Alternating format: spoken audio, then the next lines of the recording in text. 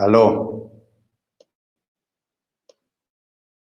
Bueno, bienvenidos otra vez a este programa de televisión en nuestro afán de definir ideas constitucionales, sí, pero sobre todo de dar a conocer personas que están siendo importantes para el desarrollo de las ideas del sentido común, como las llama José Antonio Cast y mucha gente en nuestro país. Hemos podido hablar con un aspirante a concejales jóvenes, 18 22 años, ¿no? con Clau el otro día, youtuber y TikTok. Y hoy vamos a hablar con Magdalena Mervilá, que es historiadora, tiene ya una buena trayectoria. Yo me acuerdo cuando ella empezó a aparecer organizando actividades culturales y que era bien jovencita, hace muchos años ya, creo que fue, y aunque a mí con la edad los años se me juntan, se me pegan, bueno, los que sean viejos como yo entenderán lo que estoy diciendo, ¿no? Los más jóvenes ni lo sospechan. Pues bueno, Magdalena es historiadora, es máster, es candidata a doctora y actualmente dirige una organización, tuvo sus orígenes más remotos en la Universidad Gabriela Mistral, que es Red Cultural, con todo tipo de actividades culturales de las que no voy a hablar ahora. Pero antes, Magdalena, te doy la bienvenida al programa y te quiero pedir si tú misma te puedes presentar de un modo más amplio a nuestra televidente, quién eres, qué es lo Sí, que ¿cómo está haces, de Cristóbal? dónde vienes. Hola Magdalena, bienvenida. Bienvenida a Muchas mi gracias. programa. Gracias por aceptar nuestra invitación. Pero encantada, pues, ¿cómo no estar aquí para contar y para apoyar también la candidatura a constituyente? Me encuentro fantástico. Felicitaciones, profesor. Eso sí que es importante, es lo que más necesitamos, que gente que entienda, ayude a redactar la Constitución, que hay tantas esperanzas puestas en este documento, que es un documento bastante técnico y que debe ser técnico y que debe ser simple. Sí, ojalá consigamos simple y al mismo tiempo claro, profundo, duro, que permita que el país continúe con orden, ¿no? Que no se nos cuelen, no, como dicen en España, no se nos suban todos los enanos a la cabeza. Eh, Exactamente, eh, Muy exactamente. bien. Bueno, usted me Magdalena, preguntaba, sí, usted me preséntate, preguntaba, preséntate. a ver, bueno, primero yo me defino, soy historiadora de 24/7. La gente, yo cuando digo eso es cierto, porque la pasión de mi vida es la historia, por lo tanto en mi tiempo libre y en mi tiempo ocupado hago exactamente lo mismo. Soy de esas privilegiadas que le pagan por hacer lo que a uno le gusta.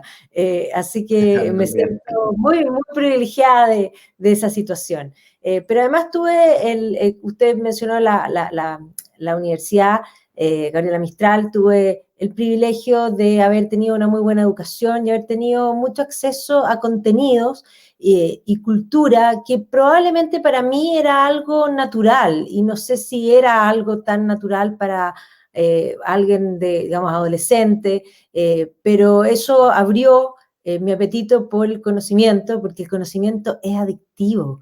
Y es terrible porque uno, en la medida que empieza a saber más, quiere saber más. Y se empieza a dar cuenta que uno nunca lo va a saber todo. Y por lo tanto, en la medida que uno aprende más, conoce más, se va poniendo más humilde. Y eso es muy bueno. Yo soy una convencida que esos que hablan difícil y que de alguna manera generan una barrera entre las personas y el conocimiento, primero no están tan enamorados de él.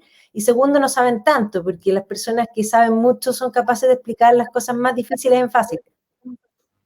Todo eso qué increíble, ¿eh? Cuando uno ha estado a ver, hagamos un paréntesis. Nosotros dos estamos en el mundo de la cultura, de la universidad, de alto conocimiento, pero uno se da cuenta, yo por lo menos me he dado cuenta cuando he estado con grandes profesores, sí, de esos que uno admira muchísimo, con Javier, por ejemplo, en España, con John Finnis en Oxford, mucho con Carlos José Razzoli en Roma, qué increíblemente, cómo combinan profundidad con sencillez para explicar las cosas. Es una cosa increíble, es decir, que a veces uno dice, este hombre, en esa respuesta que le dio a un grupo de estudiantes, que le hizo una pregunta más o menos difícil, y él les dio una respuesta que uno podría escribir en 10 líneas, en 8 líneas, y uno dice, eso es un resumen perfecto de lo que él ha dicho de 200 páginas.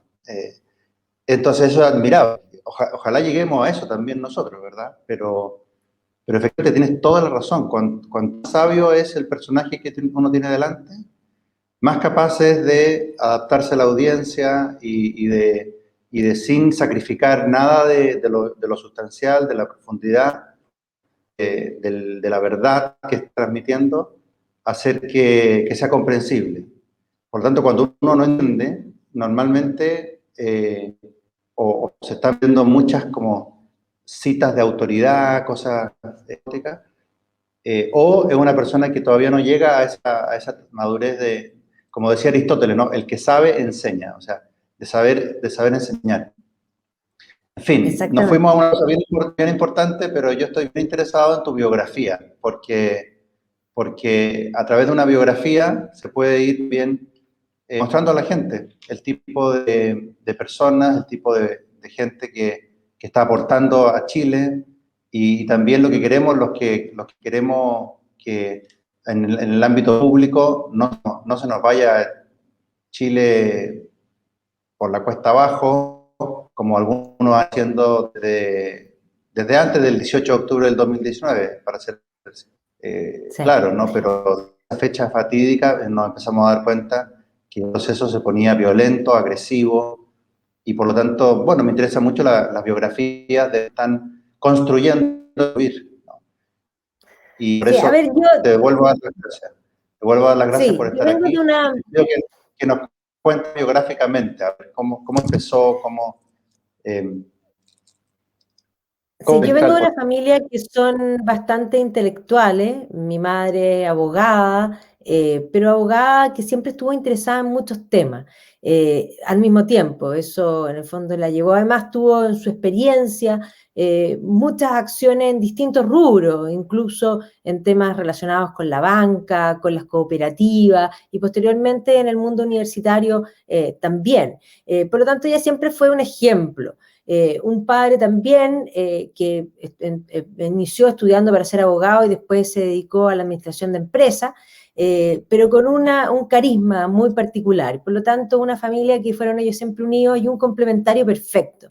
Yo crecí entendiendo que hombre y mujer no son competencia, sino que son complementarios. Mi madre era un carácter muy fuerte, una mujer que siempre peleó además por los temas de la mujer, pero en mi casa había dos jefes y eso estaba claro, o sea, uno tenía que pedir permiso, pregúntale al papá, pregúntale a la mamá, y si uno no tenía el consenso de las dos cosas, en mi casa uno no podía hacer las cosas.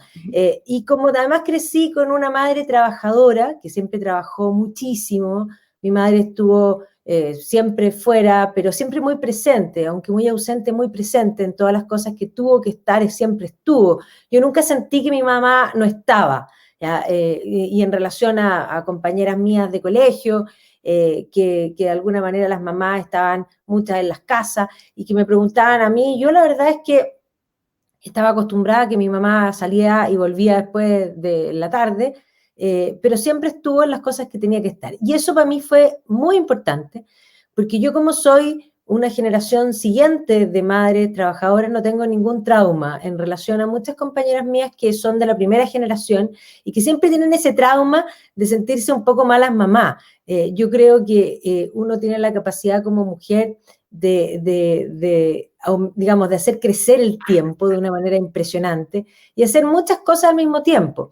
Ciertamente, no es fácil cumplir todos los roles, pero es muy entretenido porque sería muy Sí. aburrida la vida si uno tuviese una sola dimensión. Entonces, yo agradecía ahí de mi familia, cuando ella estuvo, mi madre estuvo involucrada en el mundo intelectual.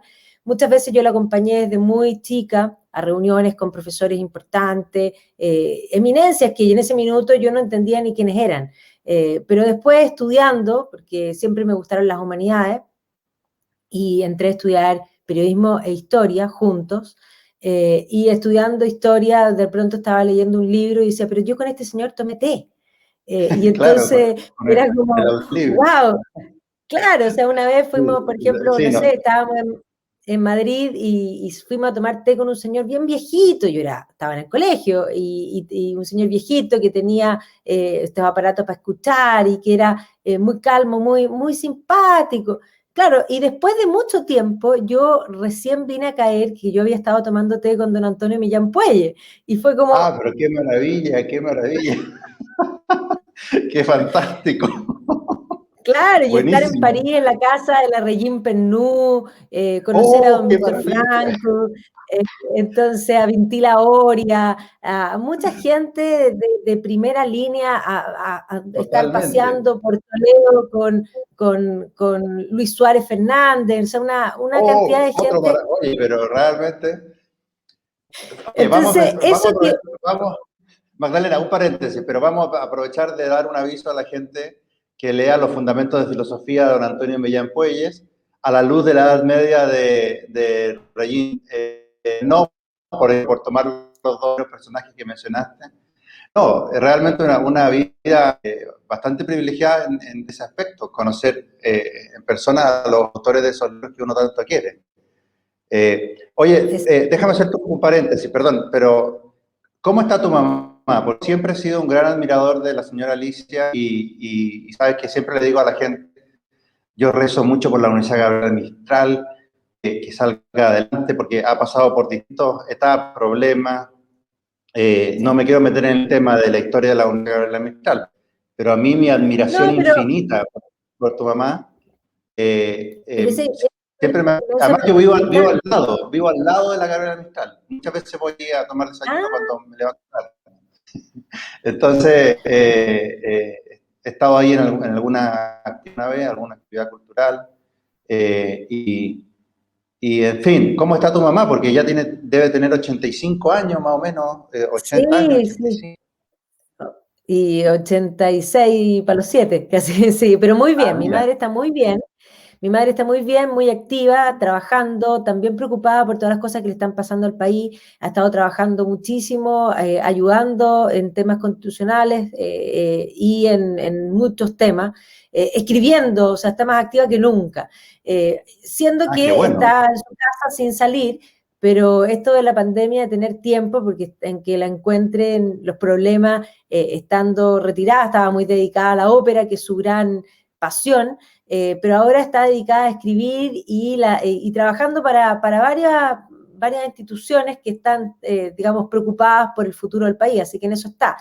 Y con Qué respecto, bueno. la universidad fue una gran experiencia, mi madre fundó algo muy valioso, una universidad valiente que creía y que creía en la verdad y que además tenía una cantidad de profesores realmente maravillosa. Yo tuve el privilegio de estudiar ahí en todos esos años, pero una universidad pequeña, que además ella con su actitud de no querer recibir nada del Estado, nunca quiso ni siquiera recibir lo que le correspondía por los puntajes de la PSU en los momentos. Sí, Ella nunca quiso el entrar en el máximo. tema.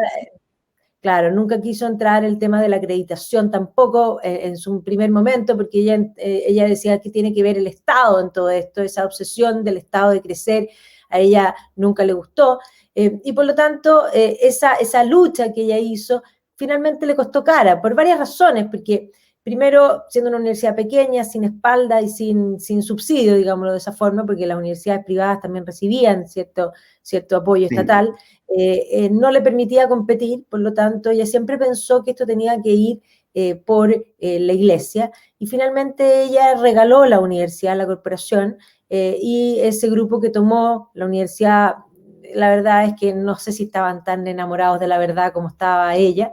Y por lo tanto pasó por una serie de votos y hoy día está con la Universidad San Sebastián. Yo creo que eso va a ser bueno porque yo creo que don Lucho Cordero tiene una visión bastante más clara de lo que hay que hacer, porque en un mundo que ha de alguna forma hecho desaparecer la verdad y que ha pretendido además que con un discurso muy particular, porque es un discurso de nosotros creemos en la tolerancia, creemos en las diferencias, pero en el fondo no creen ni en la tolerancia ni en las diferencias, porque al final lo que quieren es que todas las universidades sean exactamente iguales y toleran solo lo que les gusta, por lo tanto eso no es tolerar nada.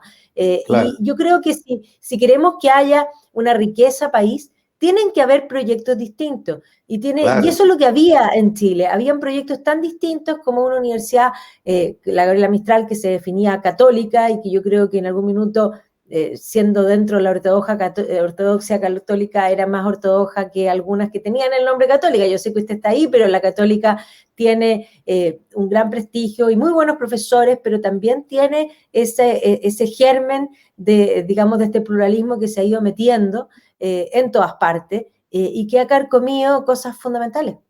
Paréntesis. Mira, mi opinión, lo que pasa con la Universidad Católica es que es un prisma bastante, que refleja bastante bien lo que sucede al interior de la Iglesia Católica. Sí. Entonces, hay proyectos católicos más definidos en los que se logra, como la Universidad Gabriela Mistral, por ejemplo, contratar profesores de una línea claramente ortodoxa, por ejemplo, bueno, don Fernando Moreno Valencia, que en paz descanse, por ejemplo, por poner un ejemplo entre miles, pero alguien que no tanto, que Dios tenga en su gloria. Y entonces, con este sistema, yo comparto opinión, es decir, el nivel de ortodoxia católica en la Gabriela Mistral es mayor que en la Pontificia Universidad Católica de Chile, en la cual están reflejadas también todas las corrientes progresistas de catolicismo liberal que surcan el interior de la Iglesia Católica en este momento. En cierto sentido es una pena porque la Universidad Católica fue fundada para hacer frente al desafío del liberalismo decimonónico y actualmente lo que hace es cobijar bajo su seno, en realidad, esas mismas corrientes liberales, neomarxistas, actualmente de ideología de género, de homosexualismo y un montón de otras cosas, pero dentro del paraguas de la universidad. Es una lástima, esa es la opinión que tengo yo. Otros profesores que son católicos piensan que en realidad los que no deberían estar ahí son los profesores archiconservadores y tomistas, como yo mismo. Y por tanto se refleja ahí perfectamente la pugna que hay, por desgracia, dentro de la Iglesia Católica misma. Yo la he llamado muchas veces, y otra gente, no es original mío, ¿no? Una especie de cisma de facto, que no está declarado, pero nos está carcomiendo interiormente. Y, bueno, y por eso mismo yo también soy bien admirador de una iniciativa como lo fue la Gabriela Mistral, y bueno, y mándale mis saludos a tu mamá, dile que con mucho cariño, alguna vez yo he estado con ella en alguna actividad, la he saludado, pero no creo que se acuerde con los miles de personas que conoce, así que No, mi mamá se acuerda de todas maneras, yo le voy a decir, pero mi mamá se acuerda, tiene una mándale mi memoria saludo, impresionante. entonces mándale mi saludo y dile que la voy a invitar al programa, ¿no? Para hablar con ella. Pero ahora volvamos a Magdalena Mervilá. Magdalena, ahora cuéntanos esta joyita de la red cultural. ¿Qué es lo que estás haciendo ahí? ¿Algunos hitos importantes? ¿Con quién te Sí, a ver, relacionas? la red cultural nació de eso mismo que yo estaba contando, digamos, de esta oportunidad de haber conocido a intelectuales, de haber vivido ese momento de fervor que tenía la Mistral durante, podríamos decir, los 80, los 90, en el que las humanidades eran algo importante y que tanta gente vino. Yo como humanista estudié historia y después me fui a vivir afuera, y luego la universidad inició con un MBA que nació muy de la mano con muchos profesores del MIT, y por lo tanto todo se concentró hacia business, y creció muchísimo business, y el MBA yo en ese minuto me atrevo a decir que era lejos el mejor MBA que había en el país. Y todos eran los profesores extranjeros que venían ingenieros, digamos, de negocio, de marketing, de distintas universidades, muchas americanas, pero también europeas, porque tenían convenio con el OMS, venían profesores digamos, en ese entonces del IES, antes de que la Los Andes abriese todo estamos hablando mucho tiempo Sí, antes. sí. Entonces, todo se concentró ahí y se dejó de lado el mundo de las humanidades, y en eso apareció ya la Adolfo Ibáñez en Santiago, que aprovechó ese lugar que dejó la Gabriela Mistral, digamos, descuidado, y se metieron con humanidades. Incluso muchos profesores nuestros pasaron a ser profesores parte y parte, entre ellos mi maestro. Yo soy discípula de Julio Retamal, Ah, qué bueno. y don Julio hacía clases en la Mistral y hacía clases también en la Adolfo Ibáñez. Y creó este curso de la cultura occidental. Y entonces cuando yo volví de Canadá, yo estuve estudiando allá, volví de Canadá, yo dije, no, había que hacer cosas en marketing, entonces yo empecé a trabajar dentro de la universidad en cosas de marketing. Eh, Principalmente, más que todo, yo tengo un conocimiento intuitivo del marketing. Yo siempre he sido una muy buena vendedora desde muy chica. Yo me ponía en la puerta de mi casa y hacía jugo y se la vendía a los maestros cuando pasaban, salían de mi casa. Siempre me gustaron esas cosas. Bien extrovertida, entonces eso también ayudaba. A mí me salió la parte de mi padre era argentino, entonces en eso de relacionarse con la gente, que a él le era muy fácil, era muy sociable, yo también. Y entonces comencé a trabajar para marketing y de pronto dije, no, nosotros vamos a mostrar lo que es la universidad, y de lo que yo sabía era las humanidades. Y entonces empezamos a armar una serie de programas, un área que era de extensión y educación continua, haciendo cursos y llevando cosas a los colegios y mostrando, haciendo charlas en los colegios, mostrando lo que era la universidad, porque yo creía que la mejor manera de mostrar una universidad y vender una universidad era que realmente la gente pudiera acercarse a lo que era la universidad en sí, no a vender un folleto con las mallas, eso no tiene ningún sentido. Y entonces así partimos creando esta área de extensión y educación continua, que poco a poco empezó a hacer cada vez más cosas. Empezamos a hacer cosas de extensión en la universidad, invitando también digamos, a los colegios, pero también al público general. Empezamos a hacer la extensión en ese entonces al Club de Rectores del Mercurio. De pronto se me acercó el Parque Arauco, que estaban inaugurando un teatro, que era en ese entonces el Teatro del Parque, que hoy día es el Teatro Mori. Y empezamos a hacer cosas con ellos, y esto empezó a crecer. Y ahí, en un momento, sacamos una revista, y yo ahí ya le pusimos el nombre Red Cultural, que era un nombre de fantasía, que posteriormente yo lo patenté, que no fue fácil porque es un genérico, muy genérico, pero ahí quedó patentado. Seguimos trabajando y haciendo muchas cosas en la universidad. ¿Y qué empezó a pasar? Que la marca Red Cultural empezó a crecer mucho. Y empezó a crecer a un punto de que la Gabriela Mistral estaba como en segundo.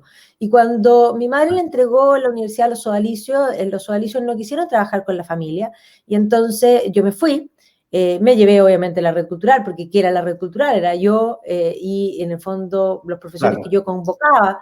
Y hicimos un acuerdo por un tiempo con la Universidad Finisterra, y por lo tanto ahí me di cuenta que esto era real, que la marca red tenía más fuerza, porque la gente, muchos no se dieron ni cuenta del cambio de universidad. Entonces era red cultural, Universidad Gabriela Mistral, Universidad Finisterra y tal.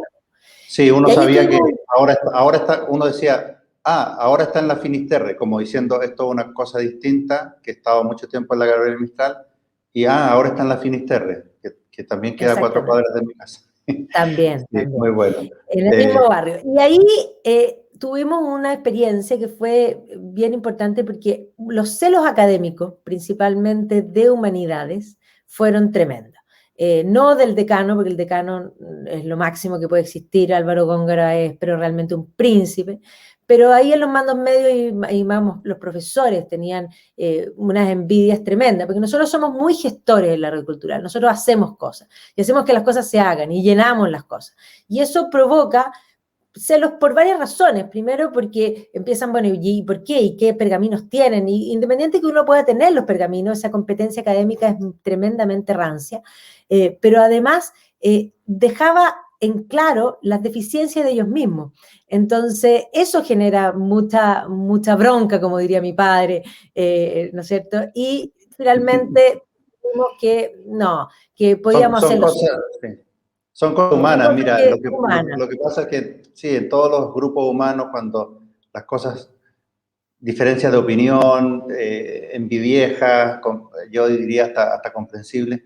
Mira, sí, también hay que tener en cuenta, tú quizás no te das cuenta porque todo el tiempo lo ha sido, pero hay que ser comprensivos con los profesores, que somos unos inútiles y somos incapaces de organizar nada. O sea, Eh, un profesor, me acuerdo, un profesor amigo mío me decía, Cristóbal, pero si es que hay algunos que no somos capaces de organizar ni siquiera un tecito.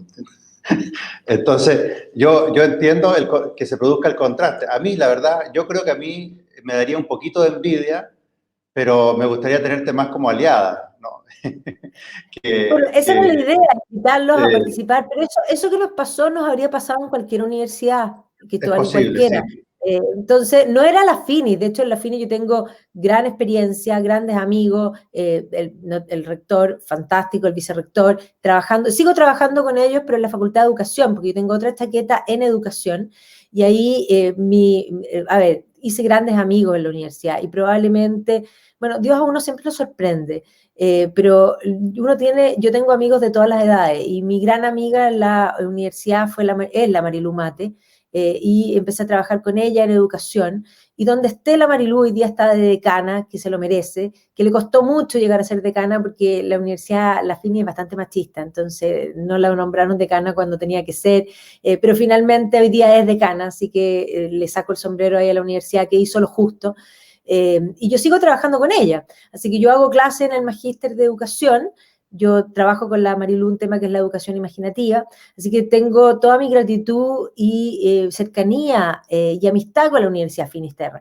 Pero llevar mi proyecto ahí me era muy difícil y por lo tanto decidí independizarme y hoy día y creé la Fundación Red Cultural y hoy día somos fundación y trabajamos en el fondo solo. Lo que pasa es que esto implicaba crecer, o sea, es mucho más fácil que incluso en cosas muy simples, incluso las cosas contables, cuando yo hago un curso de decir Claro. estos son los alumnos, ahí está la lista, hagan ustedes las boletas, pero hoy día no, hoy día, o sea, todas esas cosas hay que hacerlas uno y que son engorrosas y también podríamos decir que quitan un tiempo, porque nosotros en la red cultural parecemos que somos muchos, pero en lo administrativo somos pocos y somos los mismos que hacemos todas las cosas, es como un circo romántico, como digo yo. Circo Pobre se llamaba. Antes se llamaba Circo Sí, por Pobre. eso. El mismo Es que que por eso cortaba los yo, boletos, domaba los leones. Pero exactamente, qué exactamente. bueno. Oye, Magdalena, déjame hacerte otra vez. Yo siempre me quejo cuando se acerca el final de estos programas porque se me hacen tan cortos por la chupalla. Ya se nos acerca la media hora que tiene que durar, pero no puedo evitar preguntarte por tu opinión sobre el proceso constitucional en el que estamos ahora. ¿Qué es lo que esperarías tú? ¿Hacia dónde apuntarías desde tu experiencia vital, desde tu visión del país, desde tu visión de la cultura también? ¿Cuáles son las opiniones que tienes, o un par de opiniones que tienes sobre este proceso que a mucha gente la tiene muy asustada? A mí me tiene preocupado. Yo creo si no hacemos una buena campaña y sale gente razonable, te voy a decir, desde la centro izquierda hasta la derecha, gente razonable que permita aislar a los termocéfalos que han hecho un desastre en el país desde hace 2 años. Si no sale eso, la cuestión va a ser muy preocupante. Pero ¿cuál es la opinión tuya respecto del proceso o de lo que esperas de la constitución nueva, etcétera? A ver, lo primero, a mí me sorprendió mucho todo lo que sucedió. No puedo creer que se haya entregado la Constitución, o sea, todavía me cuesta creer todo lo que sucedió porque no tenía sentido. Este realismo mágico que habita en Latinoamérica de pensar que por una nueva Constitución se van a arreglar los problemas, porque yo puedo decretar esas cosas que hace, no sé, Maduro, que decreta que la Navidad es en octubre, o podríamos decir que no porque él lo diga, eso es así, o sea, esa idea de que si uno lo escribe en un lugar, eso está sentado. Pero además me preocupa lo que la gente, las expectativas, porque la gente espera que precisamente eso es lo que suceda. Y las constituciones son, digamos, instrumentos tremendamente, primero, jurídico, de un rigor importante, pero muy simple, porque básicamente lo que tiene que hacer es limitar el poder digamos, de los políticos y digamos, del Estado, de defender a las personas del Estado. Y eso no es algo que la gente lo tenga tan claro. Entonces, es un documento que ojalá fuera lo más pequeño posible. O sea, a mí siempre me sorprende hasta el día de hoy que los ingleses no teniendo constitución, pero sí teniendo la Carta Magna que se hizo en 1215, ese documento todavía esté vigente, porque lo que era importante en 1215 es lo mismo que es importante hoy día. O sea, cuando en Chile dicen vamos a hacer una constitución para los próximos 40 años, a mí me baja horror, porque tenemos esa visión francesa de que una constitución nueva arregla todas las cosas y vamos cambiando de primera, segunda, tercera, cuarta, quinta república, y que es algo muy francés. Entonces, dicho eso, ya estamos en este proceso, lo cual es una locura.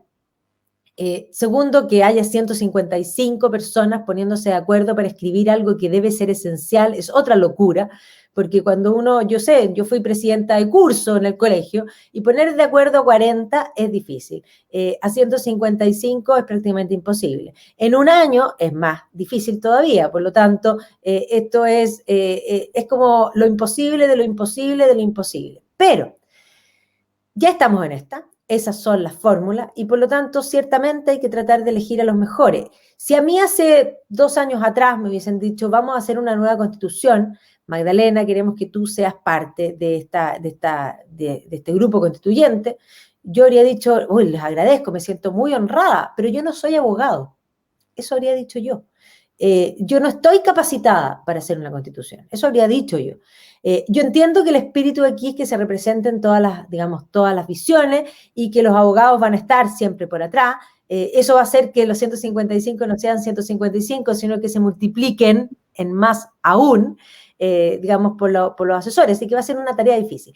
Pero en el ambiente que estamos hoy día, que es extremadamente, podríamos decir, polarizado, donde hay intenciones de demoler todo, hoy día tenemos que ir a esta situación a pelear cosas que son esenciales. Siempre hay que partir defendiendo, uno puede negociar muchas cosas y en eso vamos a tener que hacerlo. Y evidentemente en las cosas negociables siempre se puede negociar, pero hay ciertas cosas que no son negociables. Y ahí es donde yo espero que los constituyentes que representen al mundo de la centro-derecha estén dispuestos a defender esas cosas, pero como se defiende heroicamente. Incluso el heroísmo llama incluso a dar la vida si es necesario. Y ahí hay una batalla que es tremendamente importante, porque nuestra Constitución es una joya en muchos aspectos, y lo es. Es tremendamente asombroso el texto, y ahí hay el cambiar una palabra, hoy día que estamos en un mundo en que cambia todas las palabras, cambia todos los conceptos, todos esos términos que parecen no importar, ese cambio de la palabra puede cambiar toda la realidad. El lenguaje crea realidad y eso es cierto.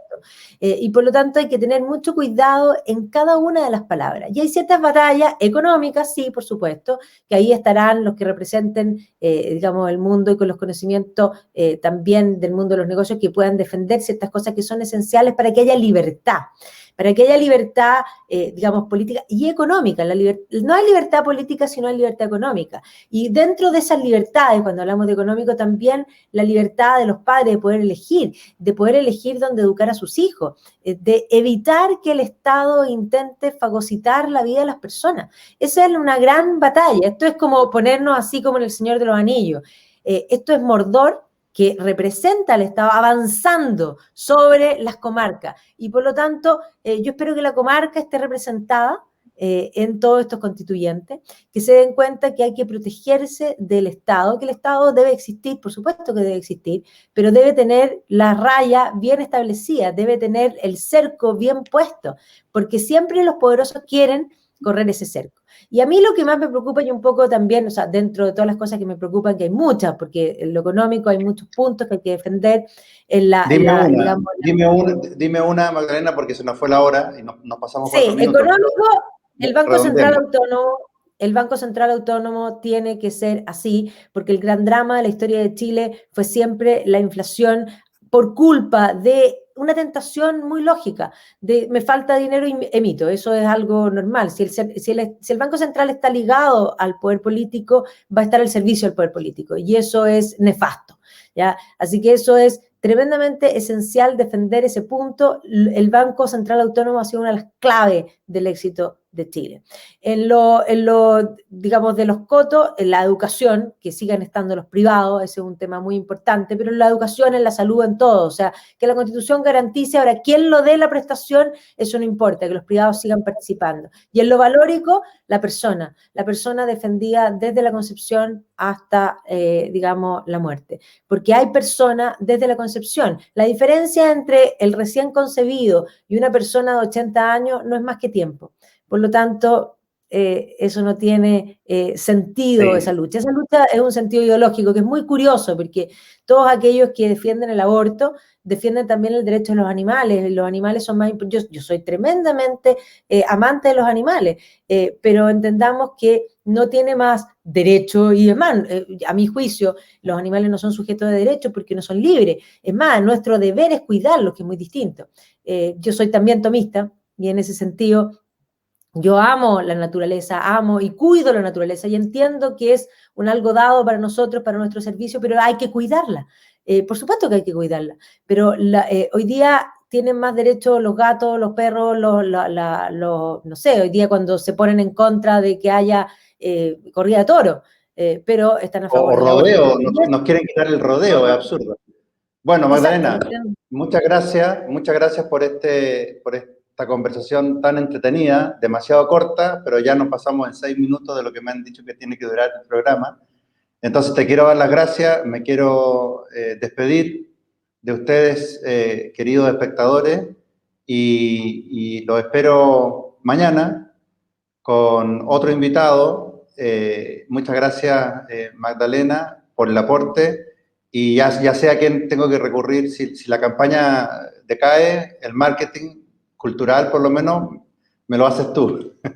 Encantada, encantada. Gracias, Cristóbal, y mucha suerte. Ahí estamos, por Paine, ahí, y digamos, y todo San Bernardo, ese sector. Qué privilegio de tener a una persona tan conocedora del derecho, que eso es tremendamente importante, pero también un tomista, eso es una garantía de que prime el sentido común. Sí, muchas gracias, Magdalena. Que estén Adiós, muy bien. queridos Chao, chao. espectadores.